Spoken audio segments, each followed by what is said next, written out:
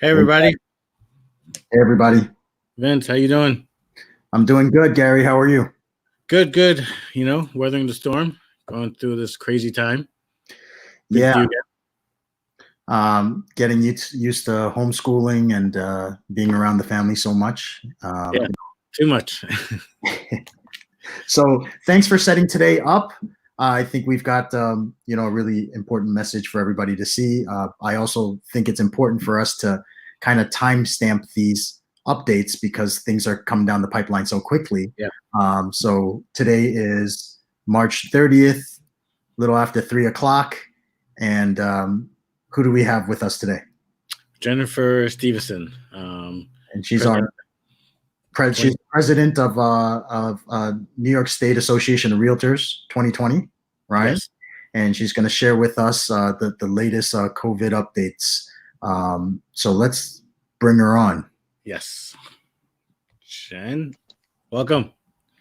Hello. Hey, thank you so much for agreeing to take your some time out of your day and presenting to our group and letting them know really what's going on with the New York State Association of Realtors and what you guys are doing to advocate for the rest of us realtors. Of course, happy to be here. Perfect. Let's start with a little bio, if you don't mind, Jennifer. Sure. So some of my background involves I've been licensed since December of 1988. So I've seen lots of ups and downs and issues in the market. Nothing like today, though. I'm the owner of Blue Heron Realty, which is a small boutique firm, about 7 agents up on the Canadian border. So about 4 hours north of Albany, if you drive fast. Mm-hmm. I'm involved in my community. I'm a past city councilor. I'm on the New York State Board for Habitat for Humanity. I'm on the Board of Governors for SUNY Canton College Council, local SPCA volunteer, very community minded, and your 2020 president, which I'm most proud of. And we've been getting a good amount of updates from NYSAR from emails to videos to Facebook posts. So we appreciate all that communication. But we wanted to do this live today so that people could hear directly from you the latest updates and possibly answer some of the questions that they might have. So Certainly. do you want to just do a general update first, and then we'll kind of fill the gaps with some questions? We can try to do that. Unfortunately, most of our efforts right now are involved in trying to get clarification on some of our frequently asked questions. And those have to go through the Empire State Development, and that's the entity that answers all of these types of questions. But they answer them not just for the real estate profession, but for all of the ancillary affiliated industries, and everything that's asking questions is going through that right now. So there is a backlog. Obviously, you know, we're in a state of emergency, and the issue right now is the health and welfare of most of the New Yorkers across the state. So while we are trying diligently to get these answers, there is a backlog, and we're just trying to deal with it. But we are reaching out daily, multiple times a day, through all manners that we have: personal contacts, email, text messages, letters, anything we can do, phone calls. We're trying to follow up to get answers to some of the questions that we have. Excellent. And here's what I found out today. I found out that the U.S. Department of Homeland Security, they released a kind of an advisory list of who is essential and who is not, and real estate agents were listed on that list. However, it doesn't apply, not that it doesn't apply to every state, but I guess each state can decide whether or not they want to adhere to that guideline. Is that how it works? My understanding is that it depends on the way that the state of emergency was called. How it was tied to. And that's why some states will adhere to that list and other states are not compelled to follow that list. That's my understanding. Okay. And as of right now, where do we stand? in Are New we York? essential? Are we not essential? We are still considered not essential. That is one of the clarifications that we want to have us change to being essential. We still would not be able to do, gatherings, open houses, things along that nature, but we want to be deemed essential so that we can continue with walkthroughs for closings, specific items that would be for very small groups of people. Okay, so as a non-essential business here in New York, what can we do and what can we not do? So stay at home. We need to stay at home. So anything you can do except for cold calling, you can do from home. If you've only taken 3 pictures of a house, you're going to be in trouble trying to do some virtual marketing with it. But if you've got video at home that you've taken and you want to do virtual showings from home over the internet, emailing it to clients, putting it on Facebook, and other social media outlets, you can do that. You can talk to your client. You can send emails to your client. You can keep in contact. You can send them information. You can check on their well-being. Anything that you can do without one-to-one, like we're doing right now, we're virtually meeting, we can do this. We just can't meet them at the office, have them sign the purchase contract. We can't do one-on-one. We've got to do it digitally. Okay, so I heard you say that we're not allowed to make unsolicited phone calls. Can you offer any clarification on whether or not we're able to respond to for sale by owner advertisements? Unless the for sale by owner person, this is my knowledge, and it's listed under our frequently asked questions. We are prohibited from calling FSBOs during this course of the state of emergency to solicit their listing. And this is not just specific to real estate. This is anytime a state of emergency is called. It's part of the General Business Law 399-Z. And it states that it's unlawful for any telemarketer doing business in the state to knowingly make unsolicited telemarketing sales calls. So it's for Google Maps. It's for the fellow that wants to come clean your lawn when he's able to get out. It's for anybody that's doing unsolicited calls. It is not specific just to us. And it's been in effect anytime we've had a state of emergency. So such as when we had Superstorm Sandy, anything like that, we're under the state of emergency, this happens.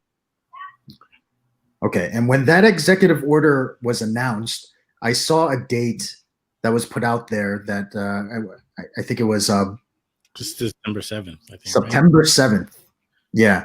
Do you know where they came up with that? Is that like an arbitrary date, or is there a certain amount of time that they put out once they make these executive orders? I do not know that. I know that it's by executive order, so the order could be changed, modified at any time as deemed necessary. Okay.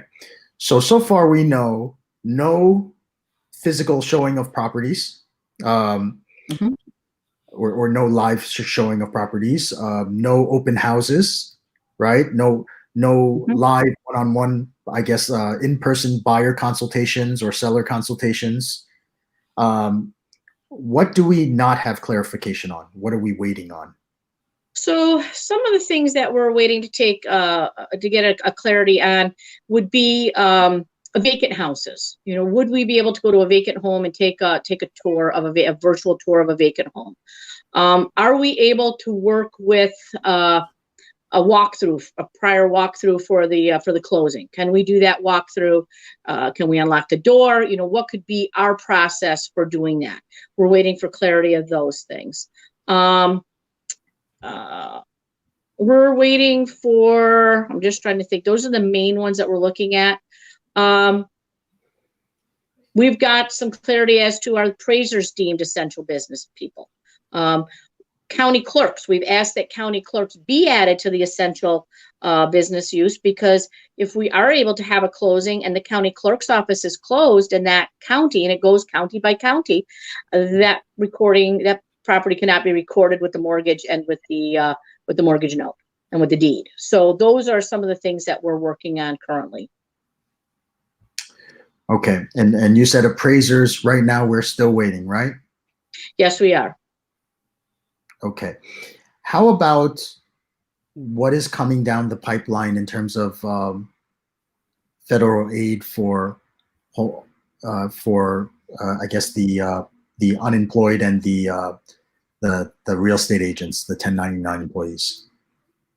So that is something that our governor worked and asked for us to be deemed for that independent contractors to be part of that pandemic unemployment insurance program. I believe you've got a link to that you're going to be able to post for us. Yes. But that is something that NYSAR, NAR, and of course the governor, by stating the state of emergency and asking for us to be there, was most helpful. So it's like anybody doing their taxes. I can't tell anyone whether they're going to be able to receive any funds through that. They've got to personally apply and work through the questions themselves. We are looking, of course, of getting more links, more available resources for our members to make this easier. But again, we're in uncharted waters here with everyone. So we're waiting to get clarification on some of these items so we can get them out to the membership. One thing we are asking is that the Department of Labor will be reviewing all of the requests. And remember, there are unprecedented amount of people out of work right now across New York State. So not only is this pandemic unemployment insurance for independent contractors a new item for the Labor Department, we've also got all the other people that have already been in the queue applying for unemployment. So it's not going to be a quick application and a quick answer. I wish it would be. I'd love to be wrong on this, but we just are asking for patience with that. So I have personal contacts that have gone through the process, and I've seen some people post on this that the process was easy, and then I do have people that have mentioned that they're asking for follow-up information. I have one associate that told me today that they're asking for 3 years bank statements and 1099s. 3 years, not months. Mm-hmm. So that I thought was very interesting. That site does list the required documents and I guess backup information that they need. Mm-hmm. And it's probably a good idea to just have it all ready while you apply. Yes. So you don't delay the process, right? That's a good policy. Yeah, I think so. Gary, any questions? Are we, I know we're looking at stuff that is where we get more facts. We're getting it from you now, but I think the best website was the NYSAR website, correct? The COVID website. Yes. To get the updated facts. Yes, as soon as we get an update that we can verify, because we only want to give information out that we can verify. We don't want to interpret information. We need clarity. So anything that you're looking for, if you go to NYSAR.com and there's a green button there that you click on, it's got the frequently asked questions. It's got resources there. It's got all of the updates that leadership has given to the membership, letters that have gone out. It's got all that information there that you would be looking to find. Okay. And basically, I see that things change so often. So, everything's changing. When we do get updates from the website, should we just take it as as Grail? Or now we could do open houses. Now we could do virtual tours. From there, we could go from there, or do we still consult our local broker, our local office? Well, I'm a broker, so I always want my agents to check with me first, make me aware. It's all a team effort, and your broker does hold the license at the end of the day. So that's always a good policy to check with your broker first, because they may have other feelings with your safety, health, and welfare. So always check with your broker first. I will say the information that we will put on NYSAR will be verifiable and verified information. It won't be interpretation. Okay. I know we were looking at fines. What were some of these fines for breaking these things? What are the fines coming out? Like 15? Well, this is an executive order. So this is not just a slap on the hand kind of stuff. This is could be a $2,000 fine. It could be suspension or loss of your license. It could be failure to supervise on your broker's behalf, because the broker should be disseminating the information to their agents that they supervise. You could be charged with a misdemeanor offense, or you could receive all of them. It depends on how egregious they determine the violation to be and how many counts. That's a court thing that they would do. But it's serious enough that no one wants to put their career in jeopardy. And that's why you need to be careful. And that's why we're not willing at NYSAR to interpret this. We want clarity from those that will be enforcing this. What can we and what can we not do? Good. We appreciate. It's a big risk. Yeah, we appreciate the care that you're putting into giving us the answers that for the questions that we're asking. And I think that's very important to note. I have a lot of listing agents that are kind of coming back to me and saying, hey, I've got a lot of pressure from these agents that are showing their buyers. Their buyers still want to see it. They'll come in, they'll be safe. You could just open the door for us. You don't have to even leave your car. And they're doing anything and everything they can to get their buyers into the house. And if the agents were to facilitate these requests, they would in essence be violating the executive order, correct? That would be my understanding. The governor said it best today in his press conference. Stay at home. That's what the executive order says. Stay at home. Stay in place. Help us flatten that curve. So again, we're trying to get some answers so that we can keep closings going through the pipeline. We're trying to find out what can we do that's within work safe practices, not in violation of the executive order, and get permission for them. I'd love to, if you wouldn't mind, in a second here, maybe I'm getting off track, but I'd love to tell you a day in the life of your leadership team right now and your staff. Yes, please. So since this has been about 10 days now, your staff at NYSAR, who is amazing, and every time I interact with them and something like this happens, I learn to appreciate them even more. We have been working round the clock. We truly, staff and your leadership team, it's like being in the real estate business. There's no Saturday and Sundays off. It's you work when you need to work. So we could get a text message at 5 a.m. saying, check your email. We need approval of a letter. We need your input. We want you to be aware that we're working on this. We could get a call at 8:30 at night from one of the staff members. Just finished this. Please look at it. Get back to me. And they're still working. 1 a.m. could get a similar email saying, I'm working on this. Take a look at it. Need your thoughts. That's what we're doing. So it's complete. We are focused on this. This is what we're doing. I have not cleaned out one closet in my house. I have made a few meals. A couple of those I singed a little bit because I was doing my NYSAR emails.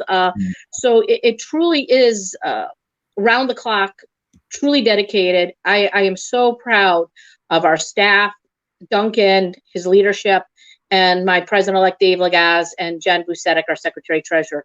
They have been right there as a team effort. We've got a whole nother section that are not involved in the day-to-day getting the questions answered.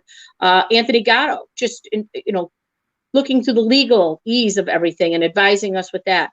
Then we've got Priscilla Toth leading the whole education department right now, and she is getting these Zoom classes set up and authorized, and just working like heck to get everything out there to our membership and to help facilitate free or reduced cost education so our members have access to that. And that's some of the things that we're trying to do, is helping people to make use of their time while they're not able to do their general business practice. We see that and we appreciate that, and we know that it is a team effort over there. I've been noticing all the education that's been coming down the pipeline, and even the legal support that NYSAR offers. We really take advantage of that, anytime we need with the legal hotline, right? Yeah.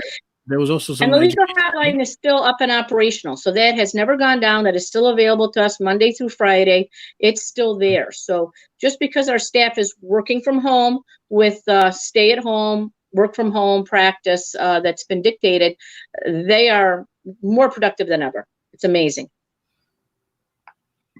One question I see somebody had was, can they still do EDDM and U.S. Postal, right? So that should be a yes on that one, correct, Jen? When you say EDDM, I'm sorry, I don't have my glasses on. Just sold flyers, mail outs. Yeah, every door direct mail and U.S. Postal Service, solicitation. Yes, yes. From my knowledge, yes, you can still do mailers. Okay, fantastic. Any other questions from the group? Anybody watching? I think that was everything else. It looked like it was already answered through all her content, which is good. Perfect. And the best place to go for the most up-to-date information, Gary, you want to get that scrolling on the bottom or something like that? I'll put that in for you guys as well. I did put it in the comments as well, and for them to get the facts. So I think this is the best place to get all the information. So one thing I do want to just make mention, New York is the epicenter of this whole pandemic crisis in the United States. I think the last chart that I checked, that if you put New York State in line with countries that are going through the pandemic right now, depending on which chart you look at, we're number 5 or 7 in the world compared to countries. That's scary. So it is very scary. So we have to keep that in mind when we're looking at trying to get information quickly, when we're looking at why can another state do something and why can't we? We are the epicenter. So we do need to realize that and realize how overwhelmed the governor's office is right now, just with making sure that we have medical equipment for those that are in dire need. So I'm not by any way implying that we're not working as hard as we can and that we're not trying to get answers, but we do need to remember that these are family, friends, and that we're looking at to keep healthy. So above all, we just need to be safe and be healthy. Yeah, we really need to do our part to get this past us, right? And if staying in and not showing that property, then by all means, that's what we need to do, right? We've gotten through a lot of tough times together. We've had 9/11. That was New York State. Superstorm Sandy, crushed us downstate. We've had flooding. We get through it. We will get through this too. We are strong. It's just we need to remain safe and remember our health is most important. And we're out there working for you from home. Jennifer, you've got a lot of experience as a broker. What do you think the new normal will be after this is past us? Oh, that's so hard to say, Vincent. I've been thinking about it, and we had the economic downturn of the 2008-9. We were able to have stimulus packages, first-time home buyer credits. We knew, and you could watch the market was growing, and when it wasn't, and the stimulus package, how it worked with those credits. Then we had, again, the Superstorm Sandy. We had complete devastation of some areas of our state, or flooding, but the flooding incidents or the storm went away, and then we could start rebuilding immediately. The big uncertainty is, when is this going to peak, and when is it going to subside, and when can we go back to what we think is normal business again? If we're all doing education and we're all learning better how to be digital agents and more nimble with our businesses, we'll only be better and stronger because of this. So when we can get back to FaceTime with those that want it and that it's best to be used with, and we can be better digital agents, we're only going to be stronger for this. So we really need to take advantage of all the educational opportunities so that we are that better agent. One item that I really recommend is the C2EX designation from NAR.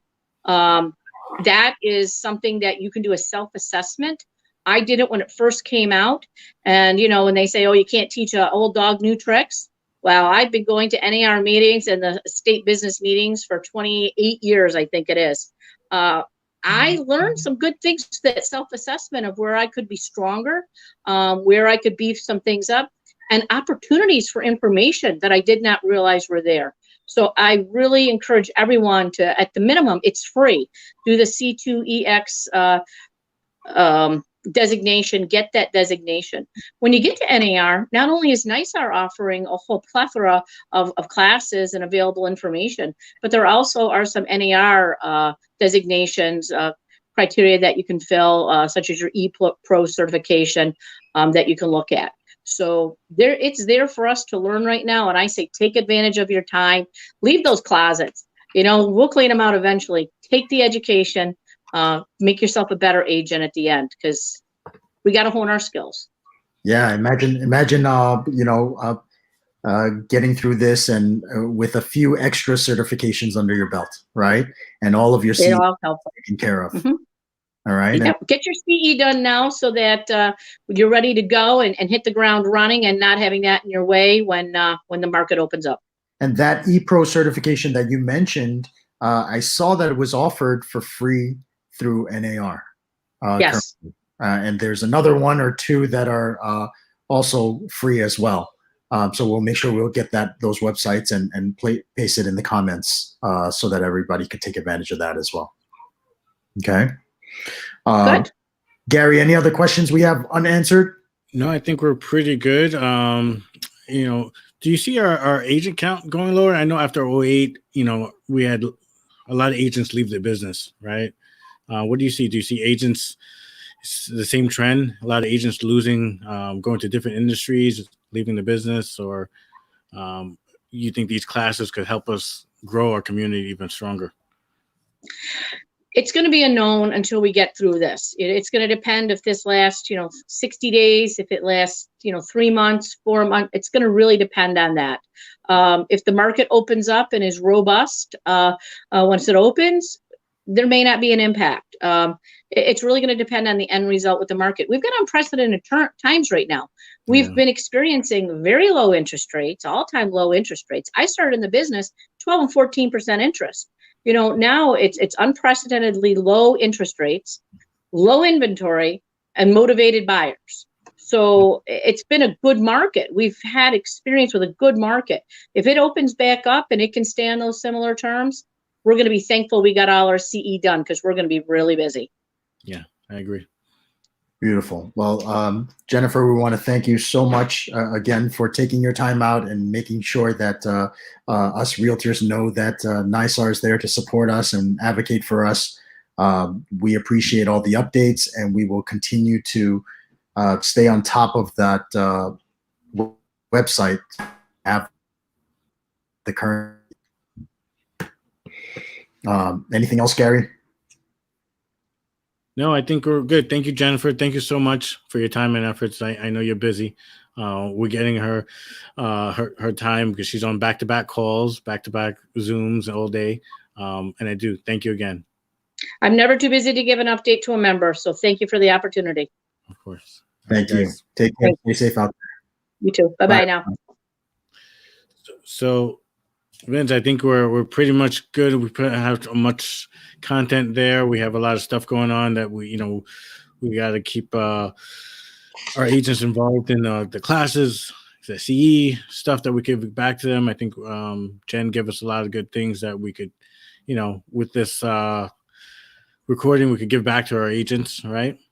Yeah, and I still get a lot of those questions. I see something from one of our Facebook users asking whether or not they can show properties, whether or not they can, I think the general rule is there's no, there shouldn't be any face-to-face in-person interaction.